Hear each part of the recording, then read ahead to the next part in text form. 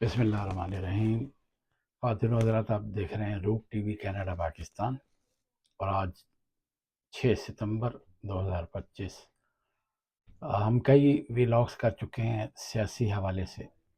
آج ہم ایک واقعے کے حوالے سے بات چیت کریں گے۔ یہ سن 922 عیسوی کا دور ہے، عباسی خلیفہ مقتدر باللہ ابو الفضل کا دور۔ بغداد میں دریائے دجلہ کے کنارے میدان ہزاروں لوگوں سے کھچاکھچ بھرا ہوا تھا، اور اول جلول کفریہ کلمات پر ایک فقیر منش کو طویل عرصے قید و بند میں رکھنے کے بعد بے دردی سے پھانسی دی جا رہی تھی۔ پہلے کوڑے مارے گئے، پھر ہاتھ پیر کاٹے گئے، اور بے ہوش ہونے پر پھانسی پر لٹکا دیا گیا۔ مرنے کے بعد جلا کر راکھ دریابند کر دی گئی۔ روایت کے مطابق جلی ہوئی لاش کی راکھ سے بھی اناء الحق کی آواز گونجتی رہی۔ بعد میں مریدوں نے قتل گاہ پر ایک یادگار تعمیر کر دی، لیکن روایات میں بتایا جاتا ہے کہ دریائی سیلاب نے اس یادگار کو صفحہ ہستی سے مٹا دیا۔ واللہ اعلم بالصواب۔ روایت کے مطابق مقتول نے مرنے سے پہلے کہا تھا، اے میرے رب، ان لوگوں کو بھی وہی سب کچھ دکھا جو میں دیکھ رہا ہوں۔ اگر یہ تو انہیں دکھا دیتا تو یہ مجھے سزا نہ دیتے، اور وہ چیزیں جو ان لوگوں سے چھپا رکھی ہیں مجھ سے بھی چھپائے رکھتا تو میں کبھی اناء الحق کا نعرہ نہ لگاتا۔ یہ شیخ منصور الحلاج تھے، جن کو اسلامی تاریخ کی سب سے زیادہ داستانوی اور متنازع صوفی شخصیت کہا جاتا ہے، جس نے اناء الحق کا نعرہ لگا کر خدائی کا دعویٰ کیا۔ کچھ لوگوں کے نزدیک منصور الحلاج ایک پہنچے ہوئے بزرگ صوفی تھے، اور ان پر کئی جو الزامات لگائے گئے ہیں، بعض لوگ کہتے ہیں کہ وہ درست نہیں تھے، اور وہ یہ بھی کہا جاتا ہے کہ شریعت کے سختی سے پابند تھے اور اللہ کے عشق میں ہر وقت ڈوبے رہتے تھے۔ اناء الحق کے علاوہ بہت کچھ کہنے کی بنا پر فقہا کے نزدیک قابل گردن زنی قرار دیے گئے۔ بابا بلے شاہ کے نزدیک عشق الہی کی اس منزل پر پہنچ کر روح اپنی پہچان ہی بھول جاتی ہے۔ کی جانا میں کون بولیا، کی جانا میں کون، یا گور پہ یا کوئی ہور۔ اسی طرح ہیر سے عیال نے رانجھے سے عشق کا وہ رشتہ جوڑا اور اسے ٹوٹ کے چاہا کہ بس پھر اس جیسی ہو گئی۔ وارث شاہ کے نزدیک وہ دنیاوی پہچان سے نکل کر عشق حقیقی کے در پر پہنچ گئی تھی۔ رانجھا رانجھا کر دی میں آپ پہ رانجھا ہوئی، سیونی مینو دید وے رانجھا ہیر نہ آکھو کوئی، رانجھا میں وچ میں رانجھے وچ مینو ہور خیال نہ کوئی۔ یعنی رانجھا رانجھا کہتے کہتے میں خود رانجھا ہو گئی، مجھے رانجھا ہی کہہ کر پکارو، ہیر نہ کہو۔ کوئی رانجھا مجھ میں ہے اور میں رانجھے میں ہوں، اب مجھے کوئی اور خیال نہیں۔ سچی بات تو یہ ہے کہ عشق حقیقی میں انسان اپنی میں کھو دیتا ہے، لیکن یہ اس وقت ہوتا ہے جب بندہ من تو شدم تو من شدی ہو جاتا ہے۔ ایک مرتبہ امیر خسرو نے اپنے شیخ خواجہ نظام الدین اولیاء کی محبت میں کہا تھا، من تو شدم تو جاں شدی، تا کس نہ گوید بعد ازیں من دیگرم تو دیگری۔ میں تو بن گیا ہوں اور تو میں بن گیا ہے، میں تن ہوں اور تو جان ہے، بس اس کے بعد کوئی نہیں کہہ سکتا کہ میں اور ہوں اور تو اور ہے۔ منصور الحلاج کہا جاتا ہے کہ 858 میں جنوبی ایران کے صوبے فارس کے شہر تور کے مقام پر پیدا ہوئے۔ منصور الحلاج کو بچپن سے مذہبی باتوں سے دلچسپی تھی، اور انہوں نے 12 سال کی عمر میں قرآن بھی حفظ کیا، اور جیسے جیسے عمر بڑھتی گئی اسلامی قوانین اس دور میں جیسے فقہ، شریعت، اخلاقیات اور بہت کچھ انہوں نے پڑھ ڈالا۔ قرآن مجید کو حفظ کرنے سے پوری طرح وہ مطمئن نہیں تھے۔ ان کو اللہ کی جو کتاب کی روحانیت سے اس کے اندر جو مخفی رموز تھے نا، اور صوفیانہ پہلو جو تھے، ان سے بہت دلچسپی تھی، وہ دنیاوی معاملات سے دور رہ کر بزرگوں کی، صوفیوں کی، اولیاء کی محبت میں وقت گزارنا پسند کرتے تھے۔ وہ بالکل مختلف، ایک ڈفرینٹ قسم کے انسان تھے، ہر وقت ریاضت اور عبادت میں مشغول اور عشق الہی میں ڈوبے رہتے تھے۔ انہوں نے 18 سال کی عمر میں وہ ایک جگہ تشریف لے کر گئے اور وہاں 2 سال تک کہا جاتا ہے کہ کوئی تستر کوئی جگہ ہے، وہاں وہ چلے گئے تھے اور وہاں ایک بزرگ کی صحبت سے مستفید ہوئے، اور پھر بعد میں جنید بغدادی جو ہیں ان سے بھی فیض پایا۔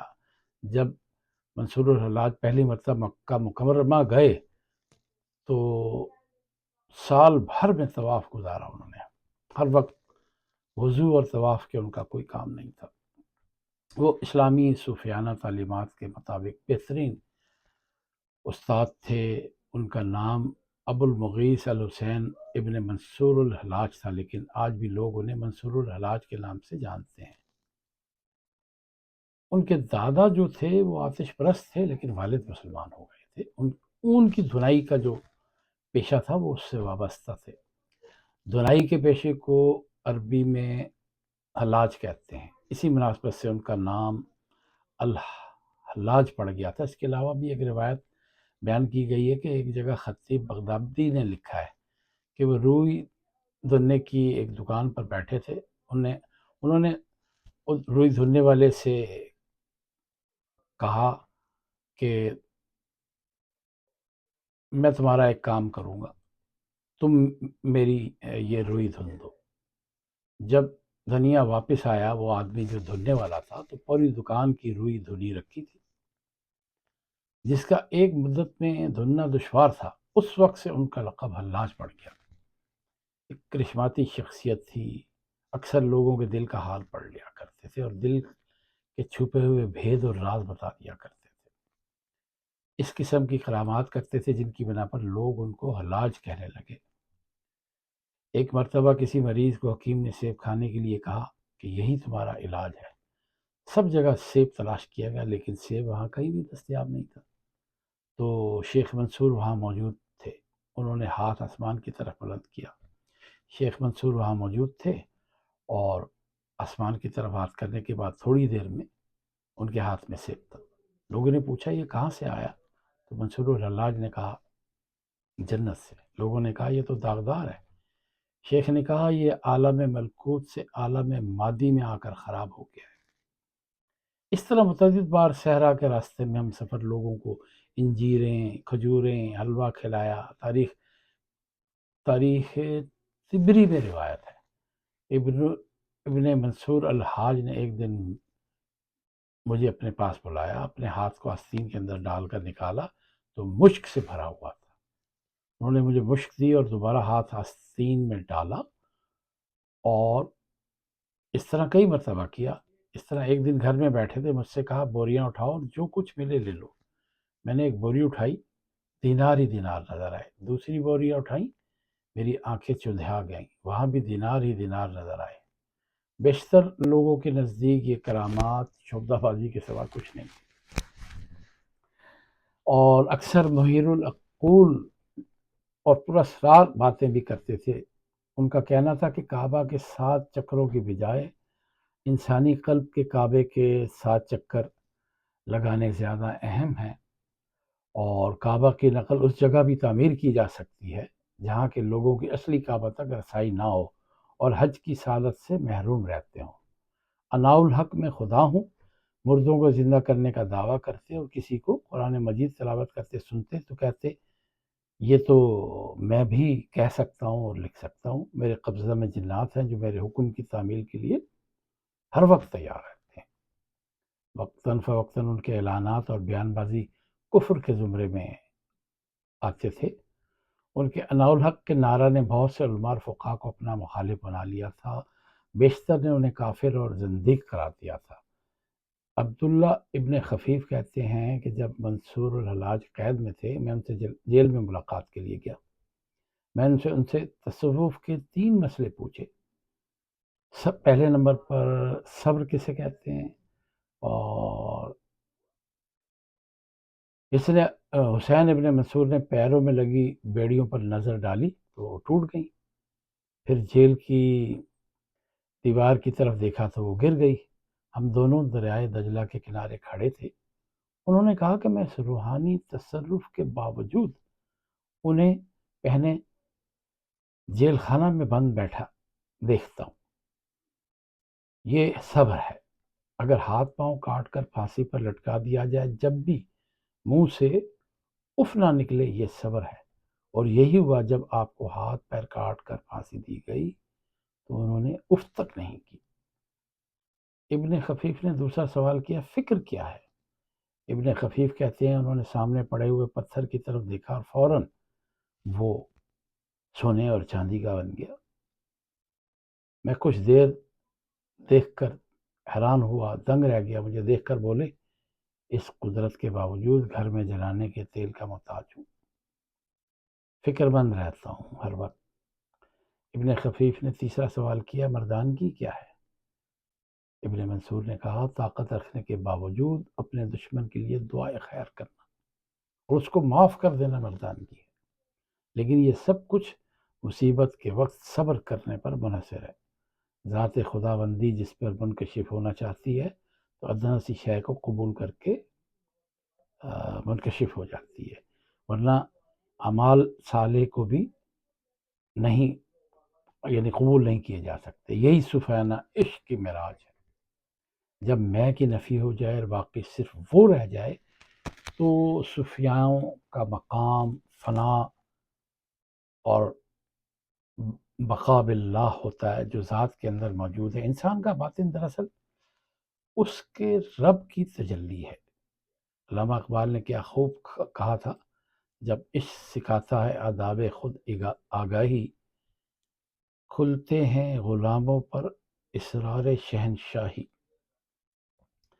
دارا و سکندر سے وہ مراد، وہ مرد فقیر اولا، اور جس کی فقیری میں بوئے اسد اللہ۔ تو انہوں نے جو باتیں کہیں، جو روایت کے مطابق ان پر تہمتیں لگائی گئیں، جو ان کے ساتھ سلوک کیا گیا، یہ سب تاریخ کا ایک حصہ ہے۔ اور بہت سے لوگ ان کی کرامات کو، ان کی گفتگو کو، ان کی باتوں کو، ان کے حوالے سے جو ذکر کرتے ہیں، وہ کچھ لوگ اس کو یقین کرتے ہیں اور بعض لوگ اس سے کنارہ کش ہو جاتے ہیں۔ یہ ایک یعنی عشق کے حوالے سے آداب خود آگاہی کی جو گفتگو ہم نے کی، وہ ہمارے ایک بڑے محترم ہیں جعفری صاحب، وہ ہمیں بہت ساری صوفیاؤں کی، علماء کی، روحانیت کی اور کئی ایسی گفتگو سے آگاہ کرتے ہیں جو ہمارے لیے بہت مشعل راہ ہے۔ ہم ان کے بہت شکر گزار ہیں، ہماری رہنمائی کرتے ہیں، اور ایسی کوئی گفتگو جو تاریخ کا حصہ ہو اور جس سے ہم کچھ سیکھ سکیں، وہ ہماری گفتگو کا حصہ ہوگا۔ اور آپ سے پھر گفتگو ہوگی۔ اجازت دیجیے، السلام علیکم۔